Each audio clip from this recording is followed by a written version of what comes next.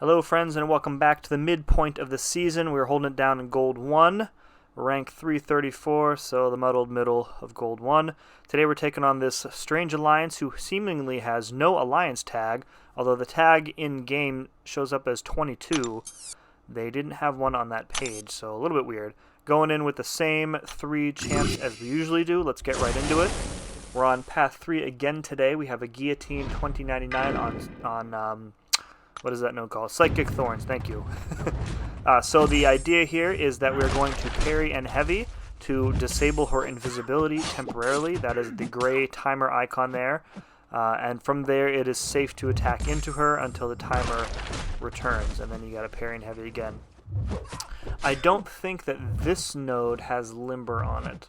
Let me check my spreadsheet here while I record. No, this one does not have limber. The little mini boss, the shared one, has limber. So as long as I don't get as long as I don't attack into her when she has a chance to go invisible, and I manage the special attacks, it should be a slow and steady but you know, pretty easy fight.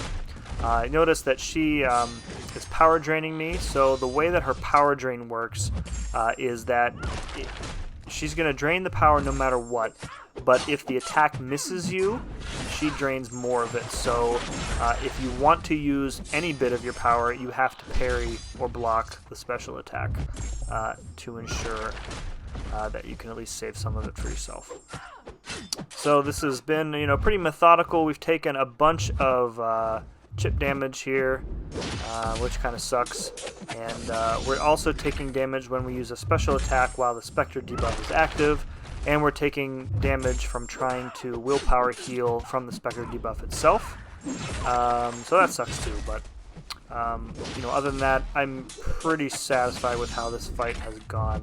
I think I try and, yep, so right there, I get really unlucky, but then lucky. So the first hit of the special attack makes her invisible, but she doesn't punish me afterward, and then my parry doesn't work, and she gets a combo in on me, which sucks. So I'm gonna have to heal up after this, or am I? So either way, we get the full attack bonus, so I guess you can't be too upset about that. Moving right along, we got a Korg also on Psychic Thorns. This is an unduped Korg. So similar to the last war, a bit of a calculated risk here. I'm not going to heal up all the way, but I was uncomfortable going into the fight with less than half health. So I popped 1 potion, and then we're going to try the same thing as against the Dormammu last time. So the idea is if you use your special 3, you will heal up pretty much to full as long as you don't get tagged by a special attack beforehand. So the special attacks on this node give you a passive heal block and a fate seal against regeneration buffs. So I don't really know what the purpose. Oh, so the passive, this fate seal is passive. The heal block is active. Whatever. I don't know what the purpose of having both of them is, but either way, we have to wait out both of those debuffs before we can launch our SP3. Wasn't really worried about the damage I took from getting hit by that special one because the regen from the special 3 is so incredible. It heals me up to full no matter what. So now we've got our Fury and healed up back to full, and come out of that fight with more health than we started, which is, you know, pretty much the ideal situation for these Psychic Thorn nodes. Alright, last up in section 1 is a unduped Domino on Psychic Thorns, and then this one has the limber node, so I have to be extra cautious about overusing my parries for sure. No dupe, so no critical failure damage. However, she can still cause me, of course, to go unlucky when she fills a bar of power, and I have to watch out for her evade. You'll see me back off as soon as I notice the green lucky icon. I have to start backing off because I don't want to get caught by an evade. Getting evade countered by Domino, even an unduped one, could probably mean instant death in a 5-hit combo. So, other than that, it's, you know, pretty workmanlike. I'm gonna build up to our SP3. I don't think I fire it off right away. I kind of save it. Either I fire it off right away just to go max damage, or I save it just in case I take a little bit more damage than I anticipate. So it looks like I'm saving it. Sorry about I forget exactly how this fight went because I'm late in recording this and late in uploading it because I had some other stuff going on the past couple days. So there's a lull in the action, and she's below half health. So good time to fire this off. This will again heal me up to full, give me that fury, and hopefully allow me to nuke down the last little bit of her health that remains. So nice chunk of damage there from that SP3. Pull off a nice intercept there. And then I get caught by the Limber Node. That was a really, really bad mistake on my part. And you can see it cost me about 40% of my health in one special attack. So yeah, you know, that's Domino for you. Alright, up on section 2, we got a Killmonger again. Killmonger on this node seems to be almost like this season's Brie Larson on Buffet. So I think this is the second or third time we've seen him up here. Opponents are running Siphon, as pretty much everybody is these days. So you saw me boost up a little bit. I added a combat regen boost just to kind of heal me back from the reverb damage that I'm going to be taking. And the idea here is to just work up to an SP2 and then get the armor breaks on him to disable the vibranium armor. It'll disable the masochism healing as well. I don't think the node will eat all of the armor break debuffs because Warlock applies them, I think, at the start and at the end of the special attack if they're infected. So now that he has those up, we got a little bit of a breather from the reverb damage. You can see the combat regen boost put in some nice work. Even with the Siphon tactics and the parries that I've been taking, I really haven't taken that much damage. I haven't netted that much damage, I guess I should say. So now we've kind of got him blocked into the corner, and he's being power drained from the willpower mastery, and that is all she wrote for that fight.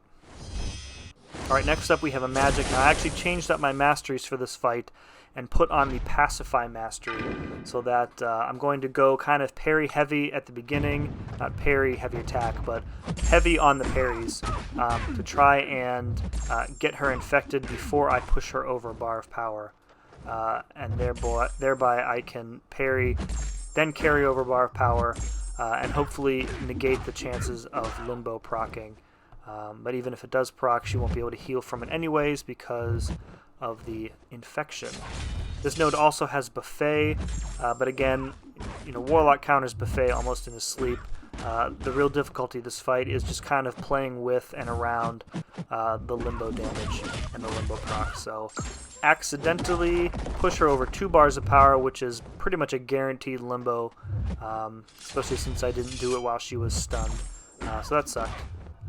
Even with the combat regen boost still applied from the previous fight, you can see I've taken a ton of energy damage. But, you know, that's Magik for you. If you don't have a specific counter for Limbo, you just kind of have to accept that you're going to be taking some stupid damage and then move on with your life. Other than pushing over 2 bars of power, I don't think it's procced more than once or twice. So, you know, Pacify Mastery, it was worth a couple of units to change the masteries around, I think. Otherwise, she probably would have been proccing it on pretty much every bar of power. I think this is a max sig Magik. This was on this person's profile. So, you know, about as best as I think that fight could have gone with Warlock, and ended up with the full AB. So again, pretty happy with that one. Alright, this is, I think, the next morning. This is a Hyperion on Buffet, and no Indomitable. So we're going to go again in here with Void. We're going to go with the advanced power boost so we can try and get Petrify up as quickly as possible. And then I can't use a vulnerability boost at the same time, so I did a special 3 defense boost instead. And see, we got lucky there. We got a Petrify up first, and I believe we get double lucky there. Yep, and we get double Petrify up as the first 2 debuffs, which is perfect. So now the fight is completely under control. I don't have to worry about his power gain. Don't have to worry about him sitting there cross-armed until he gets his special 3, and then, you know, smacking me in the face with it. So pretty much I can play this from here any way I want to.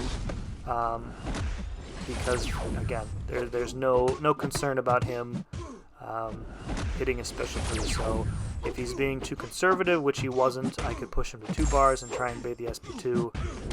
But I'm pretty happy here, just kind of doing what I normally do, and cycling special 1s, trying to push him over about 1.5 bars of power so that I can keep cycling him to the next special attack and the next combo. So, alright, we got a tough fight here. This is a Domino duped with a whopping 6,000 health remaining from whoever went in on her before me. Yeah, there's really not much to talk about on this fight. So it's only 9 hits and she goes down. I was debating whether or not I should even include that, but you know, a fight is a fight. Even if it's a small victory, it's a victory. Alright, we got a debuff immune Mr. Sinister. This is an interesting fight. I normally don't think of this as a very good placement for Sinister because his regen works on critting, and this node has crit resistance, so he actually doesn't regen as often as you think he does on this node. However, you notice that the crit resistance is actually a buff, and I don't think I've noticed this before, so that being a buff actually decreases the duration of Warlock's infection. And if he is not being very cooperative with his specials, as you can see he is not, I feel like I spent an abnormal amount of time during this fight trying to get him to throw his special attacks. And with the Siphon tactic, I really did not want to push him over to 2 bars of power because I feel like the block damage there would have been incredible. So I found it very difficult in this fight to keep my infection up. I'm also not getting the big damage from my SP2 because he's debuff immune and therefore can't be armor broken. So I really kind of have to rely on being able to power drain him and degen him from my signature ability. But again, with the crit resistance node, he is not regenning nearly as much as I want him to. And about in this fight, about this point in the fight, I was kind of thinking to myself, like, you know, unless something changes, like I feel like I'm really in danger of timing out here. I've had a good run the last 30 seconds or so of keeping the infection up, but again, he just doesn't want to cooperate. I found it difficult baiting out the special attacks. He's just being way too passive. Which is, you know, I think I mentioned earlier this season that, you know, it seemed like in some cases the AI was being more passive than normal. So yeah, so now we've got about a minute left and he is not even, well, he's about halfway down. So I'm thinking to myself, you know, how can I try and speed up this fight? And I'm racking my brain while I'm trying to fight this Mr. Sinister, and it's just not happening. I said, you know, I can be as aggressive as I can, try and pull off some backdraft intercepts, and get my ins that way. But at the end of the day, if he's not throwing his special attacks, there's really not much I can do other than try and maybe push him to SP2 and take that block damage. But I really didn't want to do that. So coming up on 30 seconds here, and he's about 1/4 of the way left. Trying to just stay as aggressive as possible. Right there we launch another SP2, so 20 seconds left. He's got 10% health left. He seems to be more cooperative now with his special attacks, but this is coming down to the wire. Pull off a backdraft there, and we just barely get it. 10 seconds remaining. We get that Sinister down. So that was a pretty sketchy fight for sure, but happy to get out of there with the full AB. Alright, another special treat. We have a final boss, Dr. Doom. This is the second time this season that I've gotten a chance to take on a final boss Doom. So you see me boosting up here. I'm doing the advanced power boost again to try and get the Petrify up early to stop his aura. Tries to Doom slap me. My favorite moment in this fight, you'll see coming up, this Doom was dexing very early on. So right there you saw him dex out of the way. Again, the AI just being really eerily passive.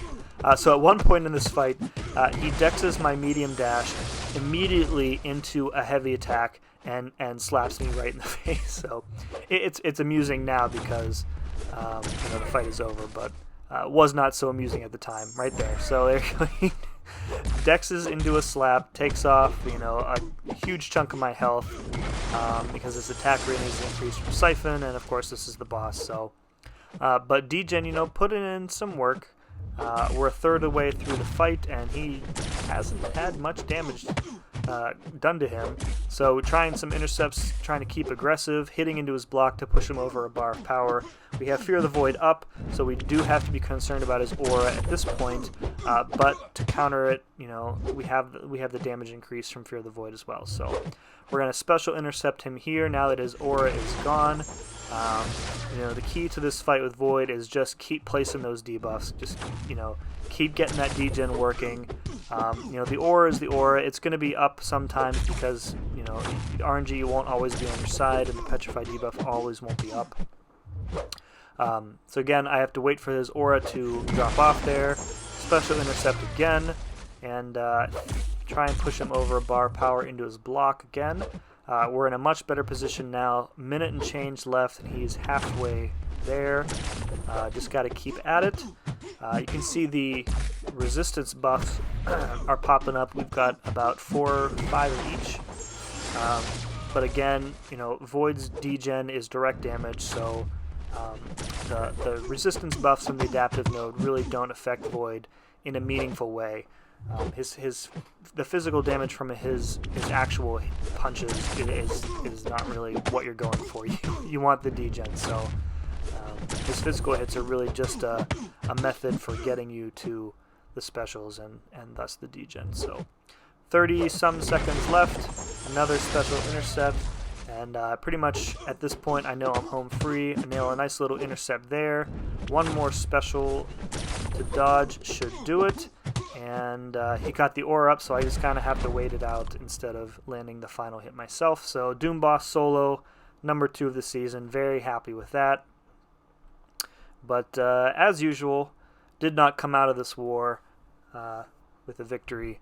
This one was especially bad because the opponents only had 29 out of 30 members, and we still couldn't beat him. We had a guy who had to leave mid-war because he's in the Marine Corps, and he got reassigned suddenly and had to quit the Alliance without notice. So that's unfortunate, but hope he is doing well and staying safe wherever he's being stationed. As for me, we'll see what happens the rest of this season. Please be sure to like and comment and subscribe. I'm close to 200 subscribers. That's pretty exciting. Maybe I'll get there in the next couple months or so. So that's it for me. So thanks again for watching, and we'll see you again next time.